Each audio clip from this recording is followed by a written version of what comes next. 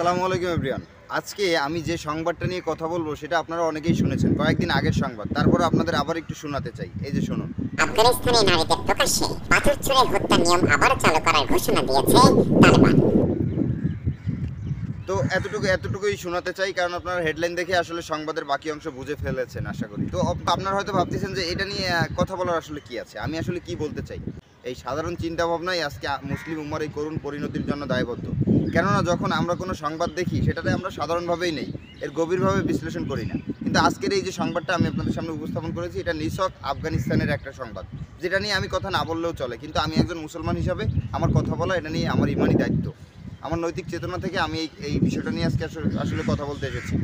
তো শুরুতে যে যতটুকু অংশ নিয়ে আমি কথা বলতে চাই সেটা হচ্ছে আমাদের দেশের এই হলুদ মিডিয়া, এদের আসলে এই অপপ্রচার, ইসলাম সম্পর্কে অপপ্রচার বন্ধ হবে কবে? আপনারা হয়তো বিষয়টা খেয়াল করেন না যে আমি আসলে কতটুকু ধরেছি। আবার একটু শোনেন। আফগানিস্তানে নারীদের প্রকাশ্যে পাথর ছুঁড়ে হত্যার নিয়ম আবার চালু করার ঘোষণা দিয়েছে তালেবান।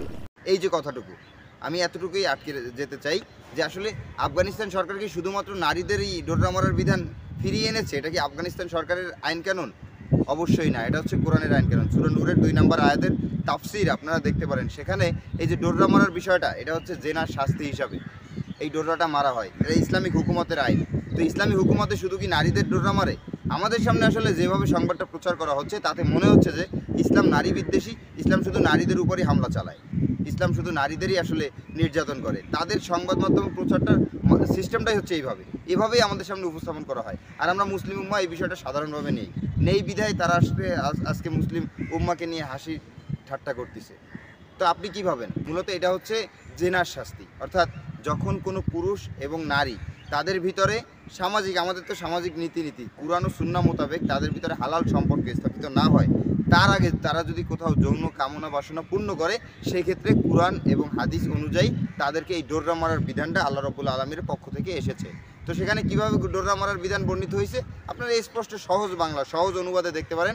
সেখানে বলা হয়েছে যে যদি অবিবাহিত নারী পুরুষ জেনায় লিপ্ত হয় তাহলে তাদের 100 করে বেত্রাঘাত করবে, আর যদি বিবাহিত নারী পুরুষ আসলে জেনায় লিপ্ত হয় তাহলে তাদের কঙ্কন নিক্ষেপ করে হত্যা করবে। যতক্ষণ না তারা মারা যায় ততক্ষণ পর্যন্ত তাদের কঙ্কন নিক্ষেপ করবে। এটা আল্লাহ রাব্বুল আলামিনের হুকুম, এবং এখানে নারী পুরুষ উভয় সমানভাবে এই শাস্তি আসলে পাবেন। এখানে শুধু যে নারীরা পাবেন বিষয়টা এমন না। তো আমাদের দেশের এই যে হলুদ মিডিয়াগুলো আমাদের ইসলামকে আসলে এইভাবে সবার সামনে নারী বিদ্বেষী করে তুলতে চায়, এই বিষয়টা নিয়ে আমরা যদি এখন সোচ্চার না হই তাহলে অদূর ভবিষ্যতে হয়তো তারা আমাদের নিয়ে আরও হাসির খোরাকে পরিণত করবেন এবং ইসলামকে আরও হাসির খোরাকে পরিণত করার চেষ্টা করবে।